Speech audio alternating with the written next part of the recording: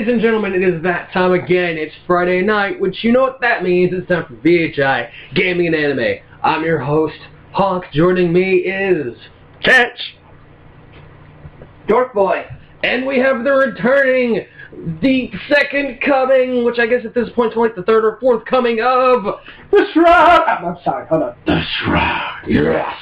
And we've also got special guest, the first time ever. She's done some behind-the-scenes stuff, and she's done some videotaping at Free Comic Book Day, but she finally makes her on-air debut.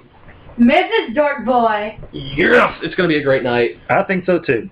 I've been drinking, but that's neither here nor there. Anywho, Trim could not be here. Yes, he has to be at work again, and I think the train and everything, he's also doing something at the moment also, so he won't be here tonight as well.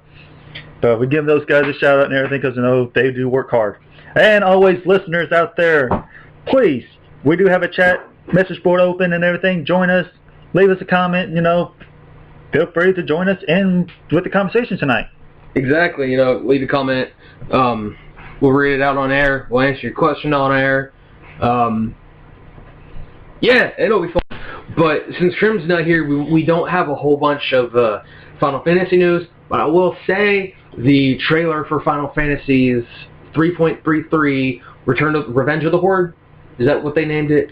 Revenge of the Horde? I don't know. We'll go with Revenge of the Horde. I'm probably getting that wrong, but the trailer is out. Damn if it ain't good. It is. I love it. I watched it, and I know I've given some crap about the Weeping City of Mall or whatever it was.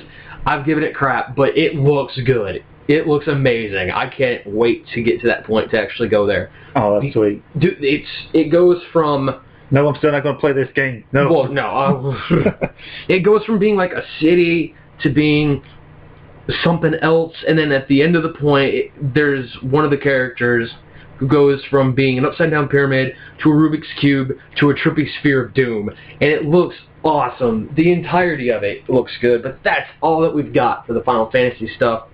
I'm doing some weird Enzo Amore crap on my seat. Speaking about Enzo Amore, he made his return. He made his return. He made his return to Monday Night Raw on Monday, and they had said that he would be returning sometime in the week, but they didn't say when, so it was still a surprise return, and it was awesome, and it was good to see Enzo back on Monday Night Raw. Even if he didn't wrestle, it was good to see him running around. Yes, it was good to see him back. I'm glad to see that he's doing good and everything. I miss my little Italian squirrel. Let's give a round of applause for that.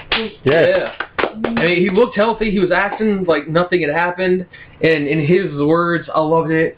Just a little bit of a hard sneeze. I loved watching Enzo run around like the Italian squirrel he is, or the Guinea squirrel, whatever you want to call him. But he's something else, man. He's just got this aura to him. Yeah. Like, he's one of the best mic workers in the company right now. Mm-hmm. And the crap he can come up with off the top of his head is pretty intriguing to watch. Yeah. So he's so far one of the reasons why I returned back to the WWE and everything, because they're such a great tag team and everything. Him and Big Cass is a real good tag team. I did feel bad, you know, like I know that Seth Rollins has returned and everything. Yes, he has returned. Yeah. Which is it took an interesting approach at not changing him. Yeah. Because they had a lot they could have worked with, but instead they made him the bad guy again. Which is understandable because the company is quote unquote running short on bad guys. And Seth makes a good bad guy, but he makes a great good guy too if you watch some of his old good guy stuff. Question for you, Hawk, and okay. You said, you know, we were talking about this a while back, they said about bringing back the Shield and everything, NWE and everything. But do you think Dean Ambrose is going to be part of the Shield, or do you think they're going to be adding another members into the Shield? Honestly, it all depends on the draft, because as they've said recently, starting on July 19th, I believe it's July 19th, they're doing a brand split. SmackDown is moving to a new night, and it's going to be live on Tuesday nights, which is when they normally tape SmackDown, but instead of just taping it for later viewing, they're going to make it live. Oh, okay. And SmackDown is going to have its own roster of competitors, its own storylines, and everything like that. So it won't be people from Raw going over to SmackDown and people from SmackDown going over to Raw. They'll each be their own thing. Now, the return of the Shield lies in who goes to what brand. Right. who goes to what brand. If Dean Ambrose is on Raw, I can see it happening. But they've said that they've got long-term plans for AJ Styles, and I'm thinking that if things play out the way a lot of people want it to, Finn Balor is going to be making his debut, who he's working in the NXT. He was the champion. He just lost it to Samoa Joe, and they're having the last match together at the newest pay-per-view, at the newest NXT takeover, which is going to be next Wednesday, and it will be the first ever NXT Steel Cage match. Oh wow! Yeah, at Full Sail University in Orlando, and it's a small place, but they're going to have a steel cage in there, and it's going to be Samoa Joe versus Finn Balor, and they're saying if Finn Balor loses, he's coming up to the main roster. Finn Balor was the original creator of the Bullet Club, who is more known in WWE now as The Club. Right. And the club has been run by AJ Styles, Gallows, and Anderson. But when Carl Anderson and Gallows arrived here, they were supposed to go with Finn Balor, because Finn Balor was the original creator of the whole thing. Right. Now they're saying whenever Finn Balor makes his debut, they're going to pair Gallows and Anderson with Balor, because there's no reason for them to stay with AJ Styles now. They've both gone their separate ways. So that could lead to the club turning on Roman again, and Seth Rollins, and if Dean Ambrose doesn't do the Shield, they're thinking about adding AJ Styles to be the Shield. Oh wow! Which I think is a risky but a good idea. Yeah, that would be. Well, anyways, that's pretty interesting things about going on right now in the, I guess you say, the Hangover segment? Yes, which I do the Monday after every pay-per-view, and the next one's going to be after Money in the Bank. I can't wait for that one, because my favorite match is the Money in the Bank match. Oh, the Money in the Bank matches are great. I love to see who walks out of there with the briefcase and when they can cash it in, because there's anticipation every week. It gives you another reason to tune in. It's like, okay, are they going to cash it in tonight? Are they going to cash it in another night? Because some people do it immediately. They do it the night. Some people do it the next night. Some people wait till WrestleMania. Seth Rollins, in what I do agree is probably the greatest cash-in, which rivals CM Punk's cash-in whenever they drafted both heavyweight champions over to SmackDown, and he cashed it in on Edge, who just got wasted by Batista. Oh. I loved that cash-in, but the Seth Rollins cash-in was smart, and it was a legitimate cash-in. He didn't wait for the end of the match. He did it in the middle of the match, making it a triple threat, and then curb stomping the hell out of Roman Reigns and Brock Lesnar to get the title. Wow. One of my favorite wrestlers that's in WWE is Randy Orton, the RKO out of nowhere. He's coming back soon. They are anticipating a few months more. He had a shoulder injury. Yeah. He was seen on the red carpet event not too long ago. Yeah. They did their biannual or quarterly financial call, whatever, with the investors Vince McMahon did. Bless you. And they said that, Vince has said that big names are coming back really soon, and Seth Rollins being one of them. He's already come back. John Cena is going to be coming back. He's coming back coming up Monday on Memorial Day, which I can't wait. I never thought I'd say I can't wait for John Cena to come back, but I cannot wait for John Cena to come back. It's going to be interesting. And one of the names mentioned was, in fact, Randy Orton and Bray Wyatt. And when Bray Wyatt comes back, the Wyatt family is coming back, and not just Bray Wyatt, Rowan, and is it Rowan Atkins? I can never remember his name. It's hard to say. Yeah, he's coming back. Rowan's coming back, and not just Braun Strowman, but Luke Harper as well. It's going to be all four of them, because Luke Harper was on injury for Bray Wyatt. They've been out a while. They have been. Luke's been out for a while. Bray Wyatt just went out recently with a minor injury.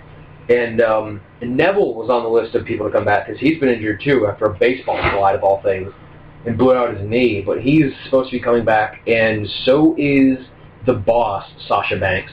I cannot wait for that one. I'm a legitimate Sasha Banks fan, and I would like to get her on the show, because he is a big, big anime fan.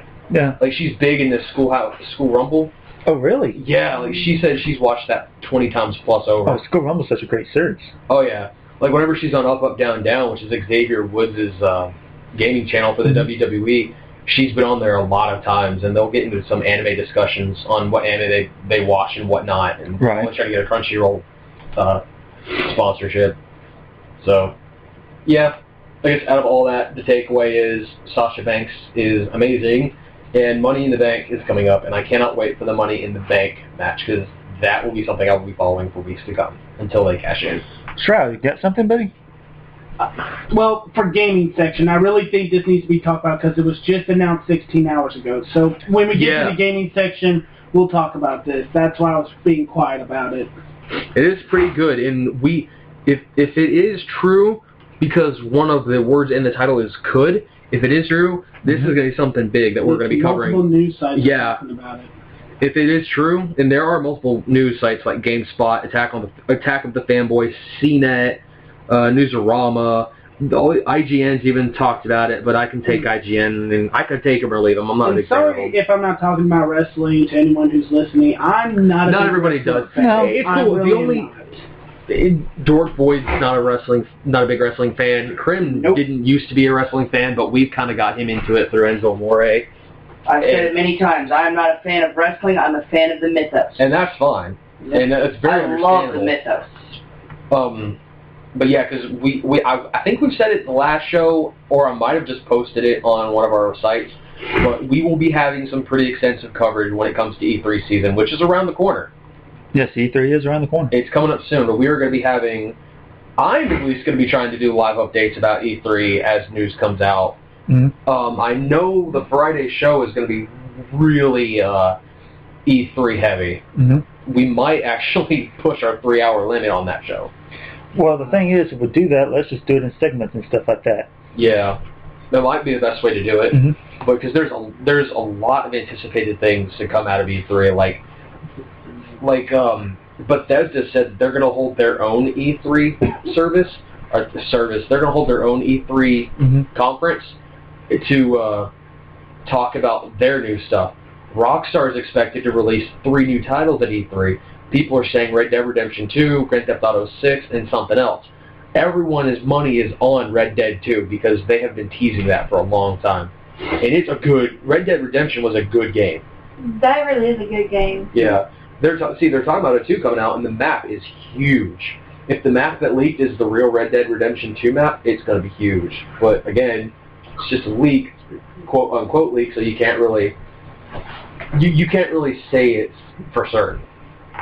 Because I think the same thing happened with Grand Theft Auto 5. Like, they released the map, but the map was for the beta city, and the beta city was not the game city.